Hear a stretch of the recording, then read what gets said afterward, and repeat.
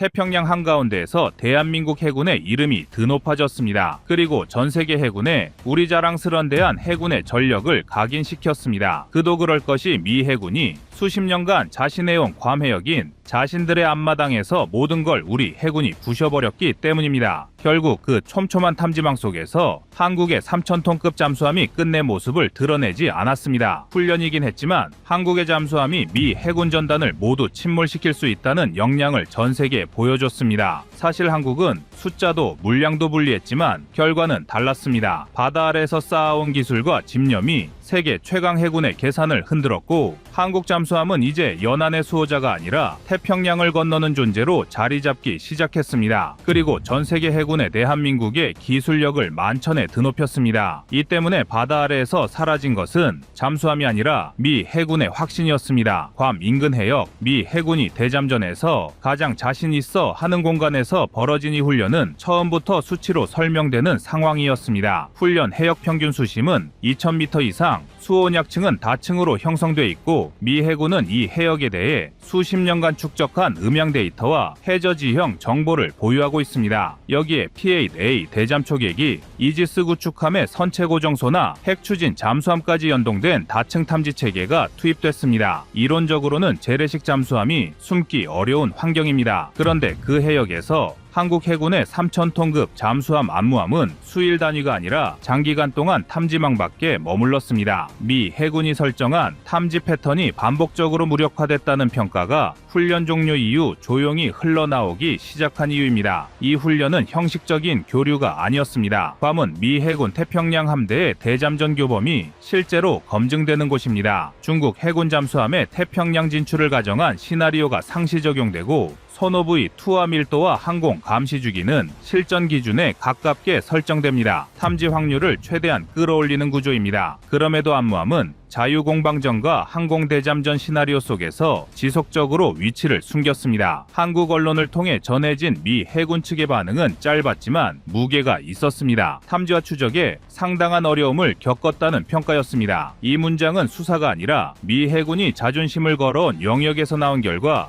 요약에 가깝습니다. 안무함은 도산안창호급 잠수함 소속으로 배수량 약 3,000톤급 대형 재래식 잠수함입니다. 길이 약 83m, 폭 9.6m, 자망 속도는 20노트 이상을 목표로 설계됐습니다. 핵심은 AIP 기반 추진 체계입니다. 이 체계는 수중에서 최대 14일 이상 연속 작전을 가능하게 하며 디젤 발정이 가동을 최소화해 기계 소음을 크게 줄이는 구조를 갖고 있습니다. 여기에 축전지 전력 관리 시스템이 결합돼 저속 항해 시 발생하는 음향 신호를 안정적으로 억제합니다. 괌까지의 왕복 항해 거리는 약 7,000km에 달하며 이는 단순 이동이 아니라 장거리 작전 지속 능력을 검증하는 과정이었습니다. 이 항해와 한 달여에 걸친 훈련 기간 동안 단 한 건의 장비 고장도 발생하지 않았다는 점은 숫자로 확인되는 신뢰성 지표로 받아들여지고 있습니다.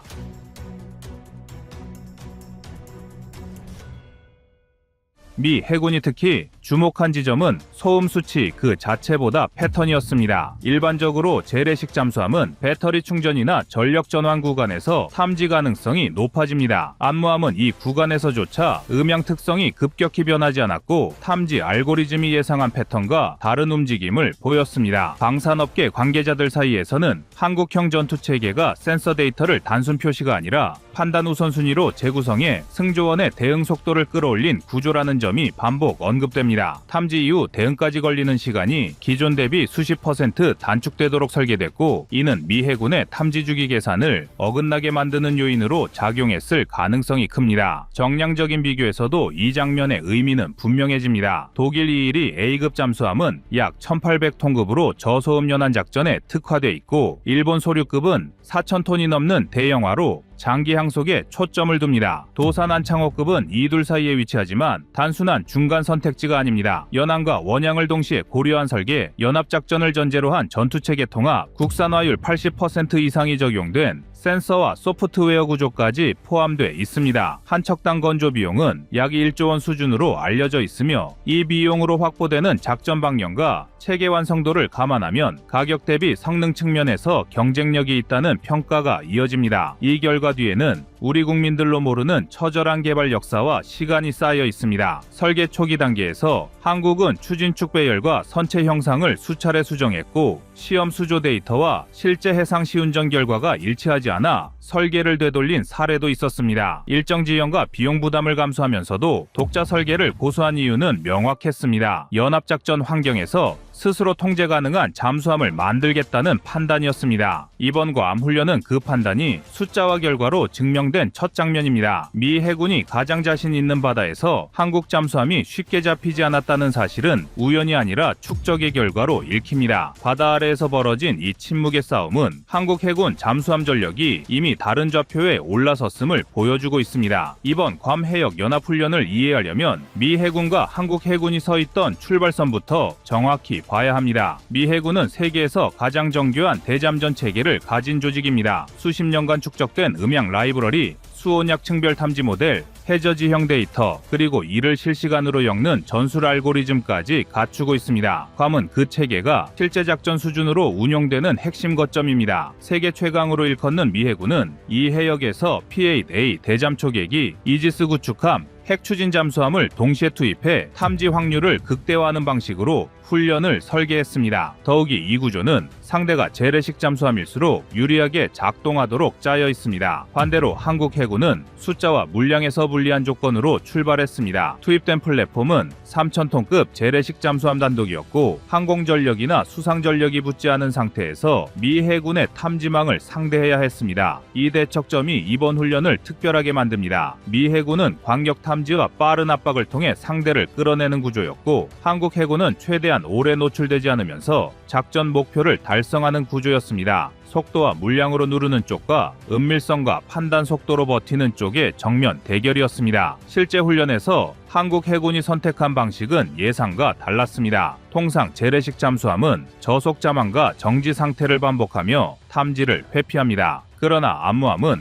일정 구간에서 오히려 기동 패턴을 바꾸며 미 해군의 탐지 예측을 흔들었습니다. 수온약층 경계선과 해저지형 음영을 활용해 이동 경로를 짧게 끊고 탐지 주기와 탐지 주기 사이에 공백을 계산해 움직이는 방식이었습니다. 이 과정에서 중요한 역할을 한 것이 한국형 전투체계입니다. 센서에서 들어오는 정보를 그대로 나열하지 않고 위협 가능성 순으로 재정렬해 승조원의 판단 시간을 줄이는 구조입니다. 방산업계 내부에서는 이 판단 소요 시간이 기존 대비 수십 % 이상 줄어든 것으로 알려져 있습니다. 미 해군 입장에서 가장 까다로웠던 지점은 패턴 붕괴였습니다. 탐지 알고리즘은 상대의 움직임이 반복될수록 정확도가 올라갑니다. 그런데 암무함은 배터리 전환, 속력 변화, 수심 이동 구간에서 음향 특성이 급격히 튀지 않도록 설계된 운용을 보여줬습니다. 일반적으로 재래식 잠수함은 특정 구간에서 소음이 증가하지만 이번 훈련에서는 그 변곡점이 흐릿해졌습니다. 미 해군의 탐지 체계가 어디쯤 있을 것이라는 계산은 됐지만 실제 접촉으로 이어지지 않는 상황이 반복된 것입니다. 여기서 미 해군과 한국 해군의 철학 차이가 드러납니다. 미 해군은 압도적인 센서와 플랫폼으로 상대를 빠르게 포착하고 제거하는 구조를 갖고 있습니다. 반면 한국 해군은 제한된 자산으로도 최대 효과를 내기 위해 작전 전 단계에서 시나리오를 촘촘히 쪼개는 방식을 택해왔습니다. 이번 훈련에서도 암무함은 단일 목표를 오래 유지하지 않았고 탐지되었을 가능성이 조금이라도 높아지는 순간 바로 작전 구도를 바꿨습니다. 이 판단이 현장에서 즉각 이루어졌다는 점이 중요합니다. 사전에 짜인 매뉴얼이 아니라 실시간 데이터에 기반한 대응이 가능했기 때문입니다. 정량적으로 보면 이 차이는 더 실감납니다. 괌 해역 훈련에서 미 해군은 수십 개 이상의 소노부위를 순차적으로 투하하며 탐지 밀도를 높였고 항공 감시 주기도 실전 수준으로 유지했습니다. 그럼에도 한국 잠수함은 특정 시간대에만 간헐적으로 음영 구간에서 포착됐을 뿐 지속 추적에는 실패했습니다. 이는 소음 수치 하나로 설명되지 않습니다. 추진 체계의 안정성, 전력 관리, 전투 체계 판단 속도, 승조원 숙련도가 동시에 맞물린 결과입니다. 이 지점에서 도산 안창호급 잠수함의 설계 철학이 드러납니다. 2급은 원양 항해와 연합 작전을 동시에 염두에 두고 만들어졌습니다. 국산화율 80% 이상이 적용된 전투 체계와 센서 구조는 연합 훈련에서도 운용 제약을 최소화했고 외부 체계에 과도하게 의존하지 않는 구조는 현장 판단의 자유도를 높였습니다. 미 해군 입장에서 한국 잠수함은 성능 수치로만 예측하기 어려운 상대가 된 셈입니다. 결국 이번 훈련은 누가 더 많은 장비를 가졌는지의 문제가 아니었습니다. 어떤 쪽이 바다를 더 잘 이해하고 그 이해를 작전으로 전환할 수 있었는지의 문제였습니다. 미 해군의 압도적인 탐지망 앞에서 한국 해군은 숨는 데 그치지 않고 스스로 작전의 리듬을 만들었습니다. 이 장면은 한국 해군이 더 이상 연안 방어용 전력에 머물지 않는다는 사실을 현장에서 증명한 사례로 남습니다. 태평양 한복판에서 벌어진 이 대척점의 싸움은 한국 해군 작전 역량이 이미 다른 단계로 올라섰음을 실감하게 만드는 장면이었습니다.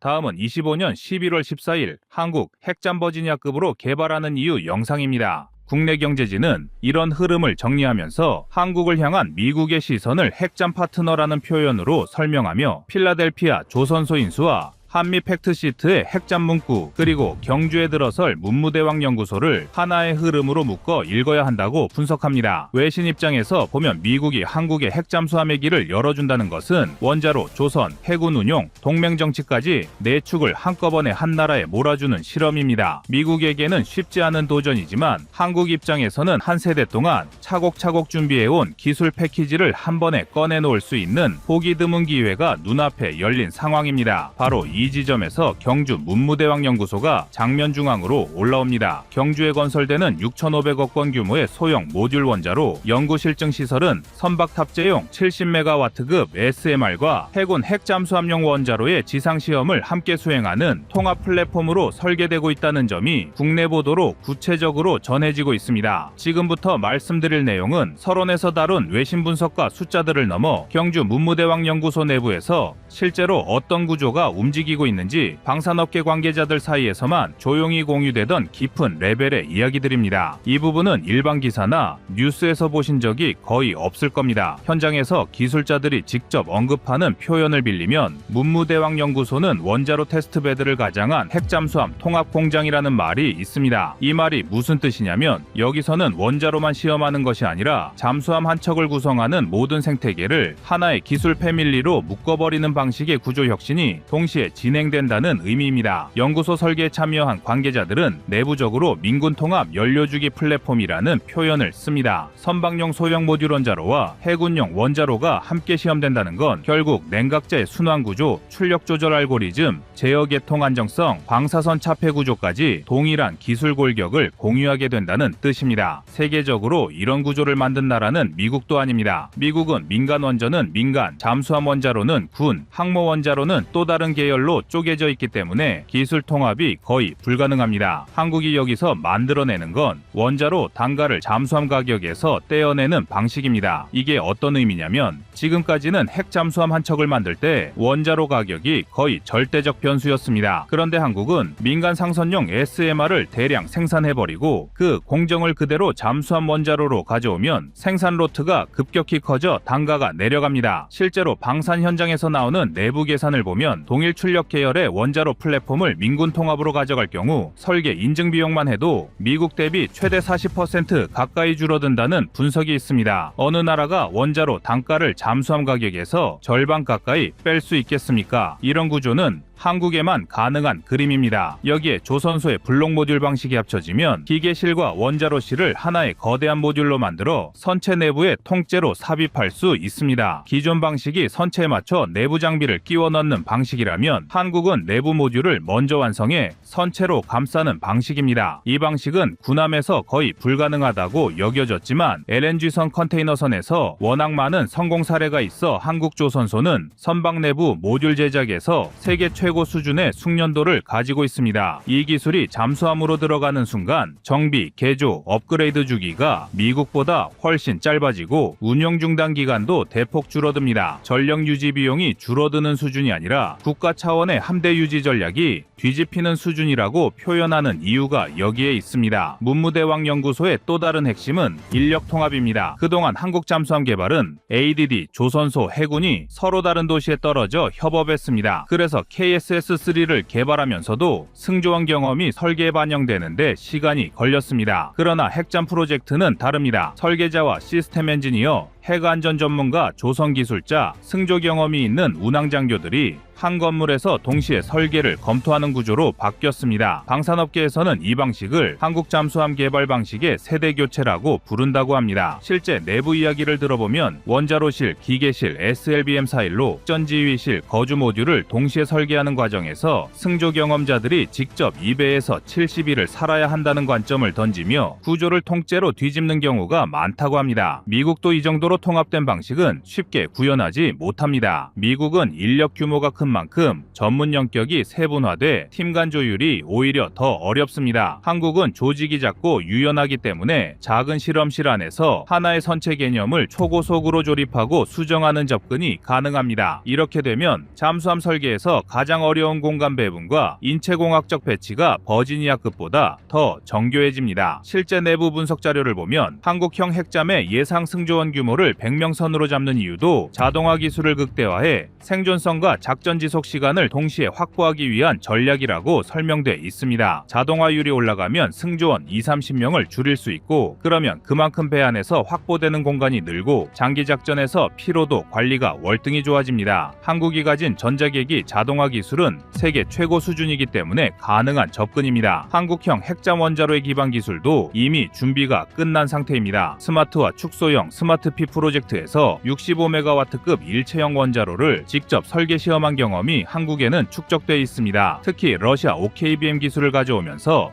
확보한 차폐자의 압력 용기, 일체형 용접 공법은 잠수함 원자로 설계의 핵심 기술로 꼽힙니다. 문무대왕 연구소의 70메가와트 SMR은 완전히 새로운 기술이 아니라 기존 검증된 기술을 바탕으로 선박 환경에서 최적화하는 단계에 들어선 상태입니다. 핵잠 원자로는 선체 진동, 충격, 급가 감속 대응 알고리즘만 별도로 손보면 되기 때문에 기술적으로는 이미 절반 이상 확보된 상태라는 평가가 나옵니다. 에너지 안보와 원전 연료 자립이라는 명분으로 포장된 이 문구를 군사외교 전문가 그룹은 전혀 다른 각도로 해석합니다. 미국 법체계상 군사용 고농축 우라늄을 외국에 내주는 것은 극도로 제한되어 있기 때문에 한국이 사용할 잠수함용 연료는 20% 이하 중저농축 영역에서 최적 설계를 해야 하고 이 제약 안에서 미국이 한국을 위해 어떤 예외를 허용하느냐가 향후 핵잠 프로젝트의 성패를 가르는 관건이 된다는 분석입니다. 실제로 로이터 통신은 미국 에너지부와 국무부가 한국에 대한 예외 적용 범위를 두고 내부 검토에 들어갔으며 호주와 맺은 오커스 방식과 유사한 별도 협정 구조까지 시나리오로 놓고 있다는 내용을 전했습니다. 외신 시각에서 보면 한국 핵잠 프로젝트 위에는 두 방향의 계산이 동시에 얹혀 있습니다. 하나는 미국이 감당하기 벅찬 핵잠 수량과 유지비를 동맹국의 조선 원자력 산업으로 분산시키려는 비용의 문제이고 다른 하나는 핵 확산 금지 체제를 정면으로 건드리지 않으면서도 중국과 러시아를 겨냥한 핵 추진 잠수함 네트워크를 인도 태평양 전역에 깔아야 한다는 전략의 필요성입니다. 이 판 위에서 한국은 매우 특이한 위치를 점합니다. 20기 중반 수준의 상업용 원전을 직접 운전해온 경험, 3600톤급 장보고 3를 SLBM 플랫폼으로 완성해낸 설계 건조 실적, 세계 최상위권 상성과 군함 건조량을 동시에 유지하는 조선 산업까지 한 나라 안에 모두 모여있기 때문입니다. 결국 한국이 준비하는 핵잠 전략의 핵심은 민간 선박용 SMR과 군용 핵잠 원자로를 하나의 기술 패밀리로 묶는 구조입니다. 연료주기, 냉각계통, 제어계통, 폐기체계를 통합해 설계, 인증, 정비 비용을 대폭 줄이는 방식이죠. 미국이 버지니아급 한 척에 5조 6천억 원, 생애주기 비용까지 합치면 수십조 원이 드는 구조에 눌려 흔들리고 중국이 끝모를 속도로 핵잠을 찍어내는 상황에서 한국은 완전히 다른 해법을 준비해온 셈입니다.